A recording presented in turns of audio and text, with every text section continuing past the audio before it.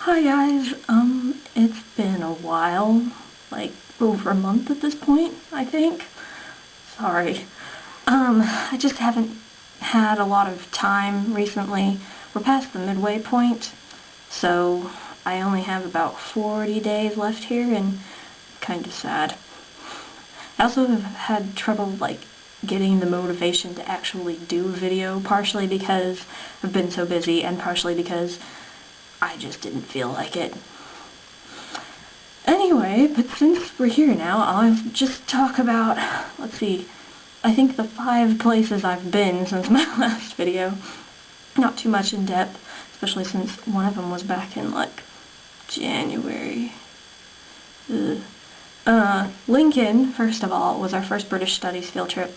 We went to see the Roman ruins, the cathedral, the castle, and then we were also allowed to just wander around by ourselves for an hour. It's a really interesting city. It's on a hill. I mean, there's a street called Steep Hill, and never has there been a more aptly named street, because it is extremely steep, and it is a pain to climb up. Don't do it if you're wearing rain boots. Just don't do it. The cathedral was really nice.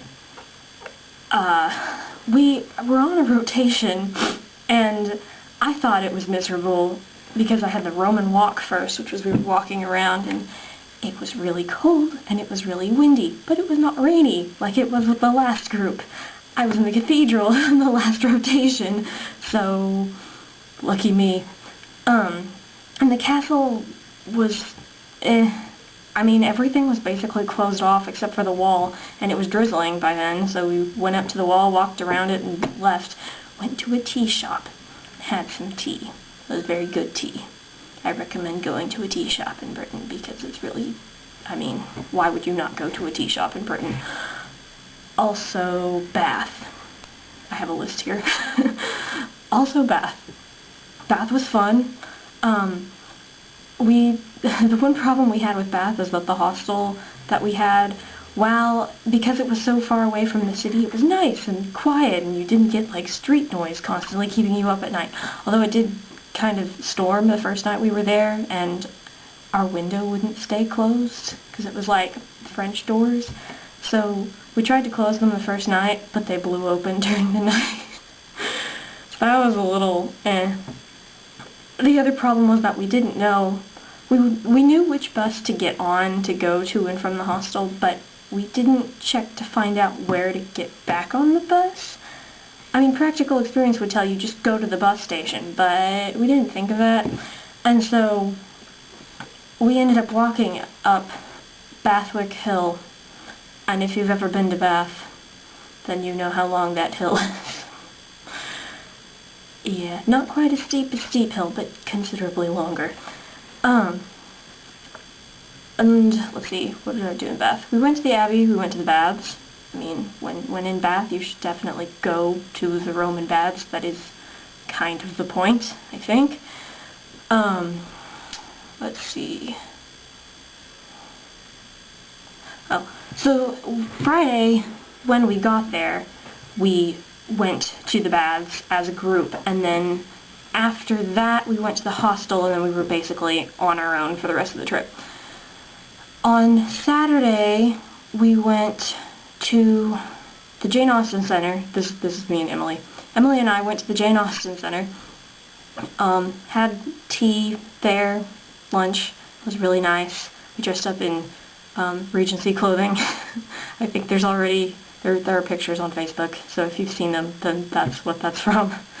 We went and walked around the circus and the Royal Crescent, and then we went to the Abbey, and we went on a tower tour. So we climbed, what is it? I have a bookmark. Where is it?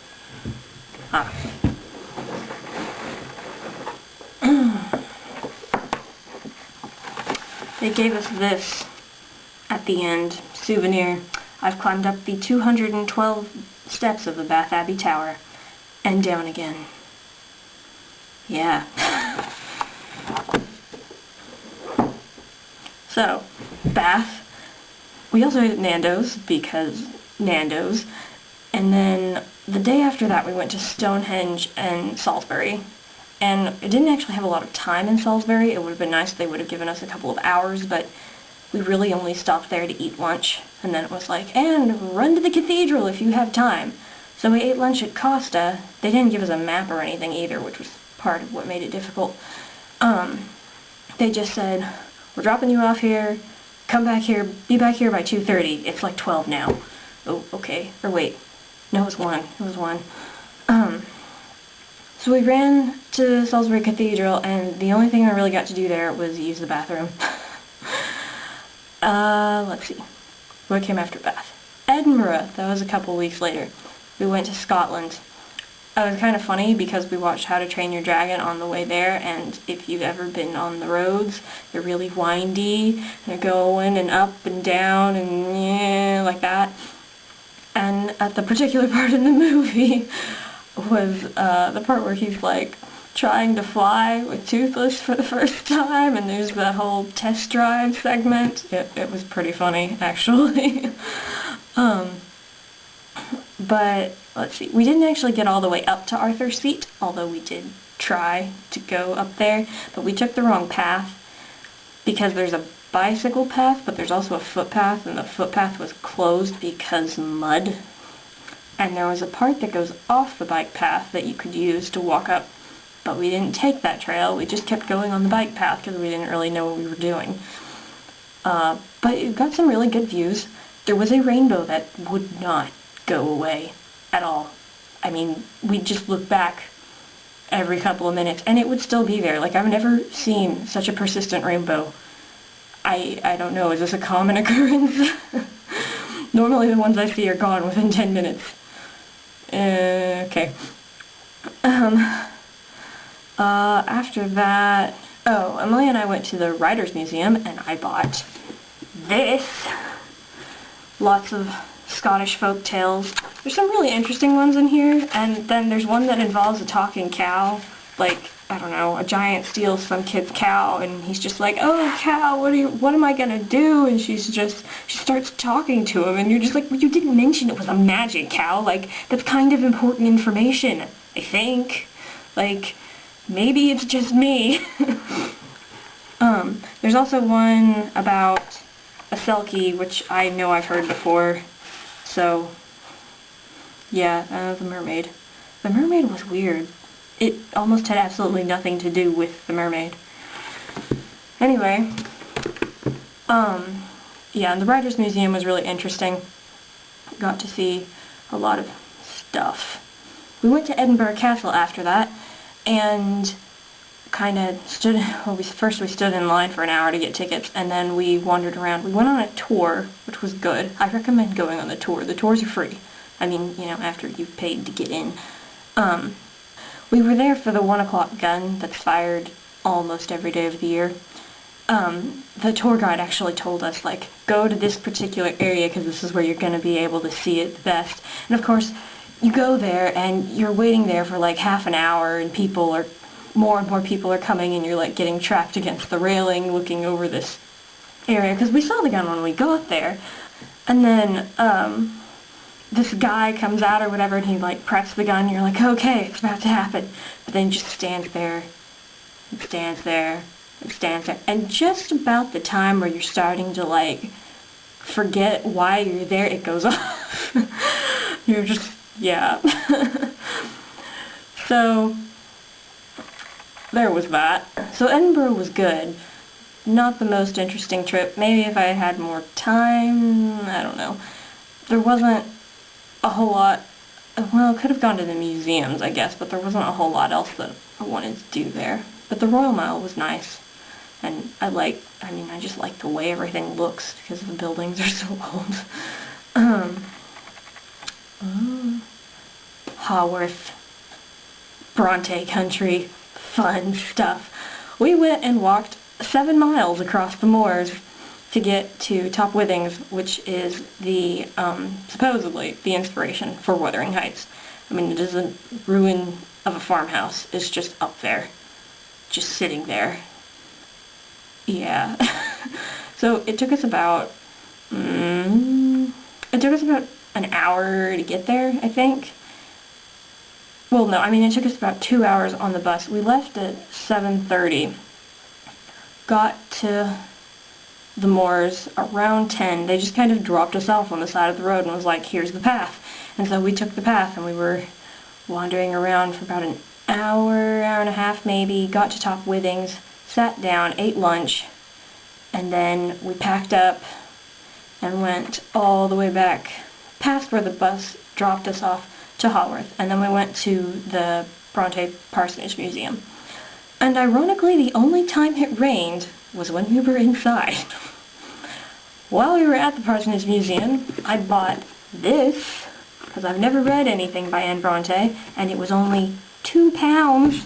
That's like less than $4 for a book. Like, that's a bargain. Since that one was only £2, I also bought this one because it was also £2. We also went to a cafe and had tea and a toastie. Toasties are good. And toastie is a lot cuter of a word than grilled cheese. Like, America, what are you doing? I don't understand. Last week we had our second British Studies field trip. It was really only like a half trip because they split us into 2 groups, and I was in group B or whatever. So my group stayed at the Manor House in the morning and then went on the trip in the afternoon. It was something to do with, it was Victorian times, and basically there's, on the one hand, really wealthy people who have these big houses. Like Harlexton is a big Victorian house, and the trip was to Southall Workhouse, which is not a nice house. It was for poor people, basically, who had nowhere else to go. They couldn't get jobs. Well, ideally you go in there until you can get a job and you're able to support yourself. But, I mean, they separate the men from the women, and the women from the children, and just everything is... the families are split up, basically. The reasoning behind splitting up the families was because they didn't want the children to develop the same, lazy habits of their parents and thus end up poor themselves.